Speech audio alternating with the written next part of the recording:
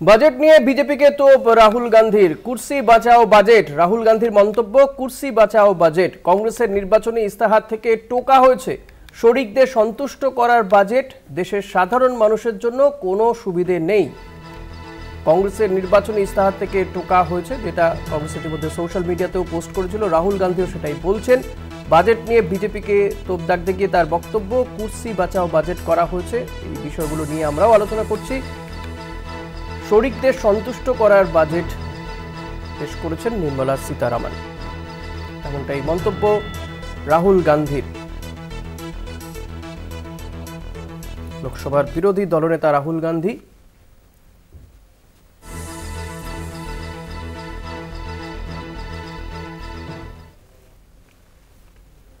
আমি সম্বন্ধে আপনার কাছে আসবো। রাহুল গান্ধী কটাক্ষ করবেন, এটা খুব স্বাভাবিক বিষয়, কিন্তু আমি যেটা বলতে চাই যে এই মনরেগা যেটা নিয়ে নরেন্দ্র মোদী ক্ষমতায় আসার আগে আগে এই বিষয়টাকে পুকুর খোঁড়ার, নালা খোলার যাবতীয় বিষয়ে কটাক্ষ করতেন, কিন্তু সেই 100 দিনের কাজ বা মনরেগা নিয়ে এই বাজেটে কোনো দিশা নেই। কিন্তু পরবর্তীতে তাকে ঢোক গিলতে হয়েছিল অবশ্য। কিন্তু দেখা যাচ্ছে নিম্নবিত্তদের জন্য কাজ যদি হাতে দিতে হয়, এই 100 দিনের কাজকে গুরুত্ব দেওয়ার দরকার ছিল। দেখুন, কংগ্রেস আমলে এই কথা মাথা থেকে তৈরি করা হয়েছিল। আমি খুব স্পষ্ট করে বলি, 2014 সাল থেকে যে সরকারটা আছে, দায়িত্ব নিয়ে বলছি, সরকারটা গরিব মানুষের সরকার নয়, খেটে খাওয়া মানুষের সরকার নয়, শ্রমজীবী মানুষের সরকার নয়। এই সরকার কার্যত, যেটা অরূপদা বললেন, তেলা মাথায় তেল দেওয়াদের সরকার, কর্পোরেটদের সরকার। তো এখন কর্পোরেট, যাদের দৃষ্টিভঙ্গিটা কর্পোরেট থাকবে, তারা গরিব মানুষের কথা ভাববে কেন? তারা খেটে খাওয়া মানুষের কথা ভাববে কেন? তাই নেই। আমি অরূপদার কথাটা একটা কথা বলছি, ওদের যেটা বললেন রেল নিয়ে। দেখুন, যে সরকার, এটা এনসিআরবি রিপোর্ট হচ্ছে 10 বছরে শুধুমাত্র রেলের 2.5 লক্ষ মানুষ অ্যাক্সিডেন্টে মারা গেছে।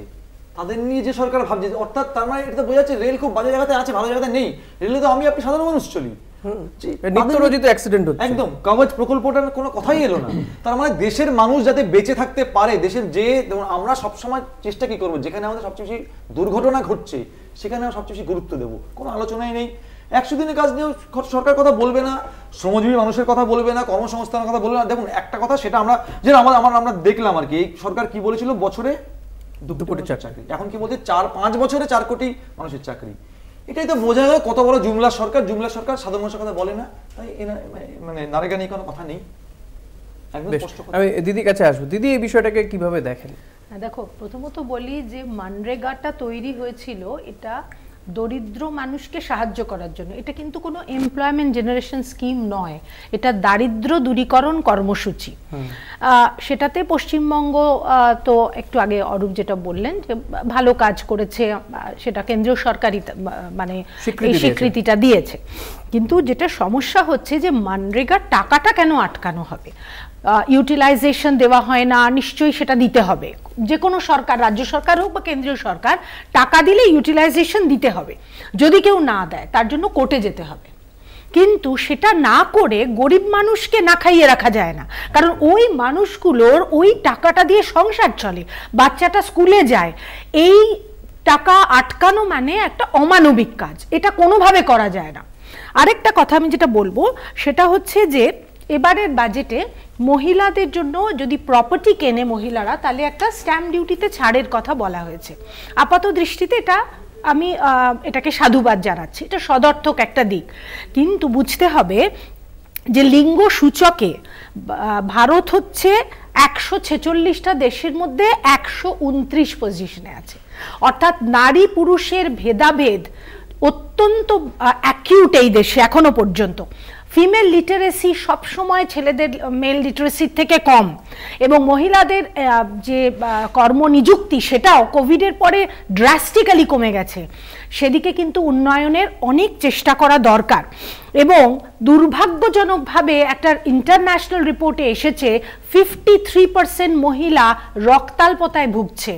কাজে এই হচ্ছে ওভারঅল, অর্থাৎ মহিলাদের স্বাস্থ্য, শিক্ষা, এগুলোর উপর জোর না দিয়ে শুধুমাত্র তাদের প্রপার্টির স্ট্যাম্প ডিউটি ছাড় দিলে কি সত্যিই তাদের উন্নয়ন হয়? আর কত শতাংশ মহিলা ভারতবর্ষে নিজের নামে প্রপার্টি কিনতে পারে, এটা দেখতে হবে। আরেকটা কথা বলবো, মুদ্রা লোন। মুদ্রা লোনটাও ভালো জিনিস, অর্থাৎ এটা কাদের জন্য? এমএসএমইর জন্য। এমএসএমইতে ভারতবর্ষের এখন সবথেকে বেশি লোক এমপ্লয়েড অসংগঠিত ক্ষেত্রে। কিন্তু এটা 2015 সাল থেকে কিন্তু চালু হয়েছিল, কোভিডের সময় প্রচুর লোন দেওয়া হবে ঘোষণাও করা হয়েছে। কিন্তু দেখো এই এমএসএমই সেক্টরটা কিন্তু বেঁচে আছে মূলত বৃহৎ শিল্পের সহায়ক শিল্প হিসেবে। দেশে যদি বৃহৎ শিল্প যদি না থাকে তাহলে অনুসারী শিল্প বা সহায়ক শিল্প গড়ে উঠবে না। সেক্ষেত্রে এমএসএমই সেক্টরটাকে ডেভেলপ করা মুশকিল হবে। যদিও এমএসএমই সেক্টর কিন্তু এখনো পর্যন্ত আমাদের যুব শক্তিকে বাঁচিয়ে রেখেছে। কাজেই এইখানে যে মুদ্রা লোন, এবং যেটা দেখা গেছে ডেটা বলছে যে লোন তারা নিচ্ছে কিন্তু টাইমে শোধ দিতে পারছে না, কারণ বাজারে চাহিদা নেই। সেই চাহিদা কি করে তৈরি হবে যদি মানুষের হাতে আয় না থাকে? সেই আয়টা তৈরি করার জায়গাটা কিন্তু মেইনলি তৈরি করতে হবে। এই বাজেট প্রসঙ্গে আমার একটা ছোট্ট অবজারভেশন মনে এলো হঠাৎ করে। মাঝখানে মোদিজির একটা ভিডিও খুব ভাইরাল হয়েছিল, আমি কোট আনকোট যদি ভুল না বলে থাকি মনে আছে, মোদিজি বলেছিলেন a+b হোল স্কোয়ার क्या होता है, a+b whole square is equal to a square plus b square plus 2ab। वो एक्स्ट्रा ab कहाँ से आता है? ये एक्स्ट्रा 2ab আমি অঙ্কের ছাত্রও বুঝতে পারিনি, যে আমি জানতাম a+b whole square is equal to a square plus 2ab plus b square. বিজেপির প্রতিনিধিও বোধহয় তাই জানেন। মোদিজি জিজ্ঞাসা করেছিল এক্সট্রা 2ab কাহা সে আতা है, আজকে বুঝলাম বাজেটের পরে ওই a আর b হচ্ছে অন্ধ্রপ্রদেশ আর বিহার। আমার এখানে অরূপদার একটা কথা হবে উত্তর দিতে, আপনাদের দলের রিঅ্যাকশন শুনে আপনাদের দলের পক্ষ থেকে, কংগ্রেসের পক্ষ থেকে কি বলা হচ্ছে একবার শোনাবো।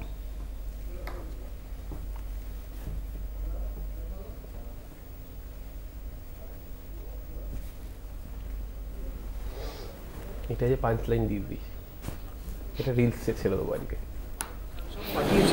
আজকে কি হেডফল শুনবো सुरेंद्र अधिकारी 4 दिन आगे थोड़ा सा साइड है, गाड़ी निकल जो हमारे साथ हम उनके साथ প্রমাণ করে দিই যে নিজের সরকারকে বাঁচিয়ে রাখার জন্য বিহারকে আর অন্ধ্রপ্রদেশকে, অন্য রাজ্যকে দিক আমাদের কোনো আপত্তি নেই, কিন্তু বাংলাকে বঞ্চিত করে রেখে নয়। যে বাংলা স্বাধীনতা সংগ্রাম থেকে শুরু করে নবজাগরণের আন্দোলনকে পথ দেখিয়েছিল, দিশা দেখিয়েছিল সমস্ত দেশকে, সেই বাংলাকে তারা বঞ্চিত করে রাখছে। বাংলার মানুষ আবার জবাব इस बजट में नए जो कर्म संस्थान जिसे बोलते हैं, अर्थात जॉब जनरेशन, जॉब क्रिएशन के ऊपर सबसे ज्यादा जोर दिया गया है।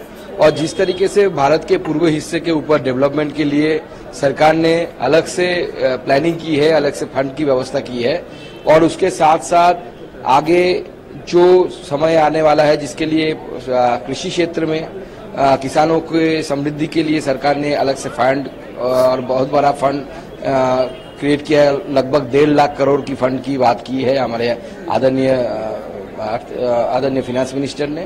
और उसके साथ साथ जो क्रिटिकल मिनरल से लेकर स्पेस रिसर्च तक आगे आने वाले समय में जो चीजें सामने आएगी, छोटे रिएक्टर, न्यूक्लियर रिएक्टर बनाने में, शोध में, रिसर्च के में फंड की व्यवस्था सरकार ने की है, जिससे आगे आने वाले भारत को ये दिशा दिखाएगी।